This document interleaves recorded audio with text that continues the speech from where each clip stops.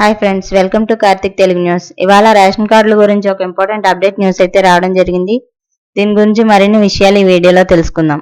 దయచేసి ఈ వీడియోని ఎక్కడ స్కిప్ చేయకుండా చివరి వరకు చూడండి ఫ్రెండ్స్. అలాగే మా ఛానల్ సబ్స్క్రైబ్ చేసుకుని మాకైతే ఒక సపోర్ట్ అయితే ఇవ్వండి. వివరాల్లోకి వెళ్ళినట్లయితే రేషన్ కార్డుల కోసం కొత్తగా దరఖాస్తులు స్వీకరించడానికి పౌర సరఫరాల శాఖ మరోమారు అవకాశం కల్పించింది.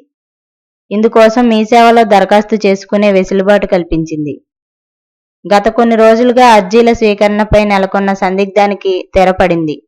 అలాగే కొత్త రేషన్ కార్డులకు దరఖాస్తుల ప్రక్రియ సోమవారం ప్రారంభమై మరుసటి రోజు నిలిచిపోగా మళ్లీ పునరుద్ధరించారు. ప్రజాపాలన, కులగణన, ప్రజావాణిల్లో అర్జీలు పెట్టుకున్న లబ్ధిదారులు మీ సేవలో దరఖాస్తు చేసుకోవాల్సిన అవసరం లేదని అధికారులు చెబుతున్నారు. కొత్తగా రేషన్ కార్డులు, చిరునామా మార్పు, కొత్తగా కుటుంబ సభ్యుల పేర్లను చేర్చడం వంటి వాటికి అవకాశం కల్పించారు. అయితే అర్జీదారుల్లో కొందరు మళ్లీ మీ సేవలో దరఖాస్తులు చేస్తున్నారు.